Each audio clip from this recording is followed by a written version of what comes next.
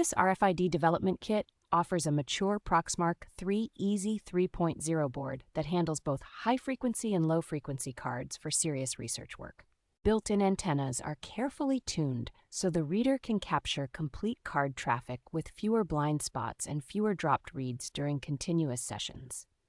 The package includes a useful spread of compatible cards and keyfobs, which makes it easy to start testing cloning, emulation, and sniffing features right away. Signal performance on the detachable low-frequency antenna is strong, giving better recognition of tricky tags while still allowing you to swap configurations for different jobs. Compatibility with official firmware and both command line and graphical tools means you can follow community documentation and scripts without fighting odd vendor forks.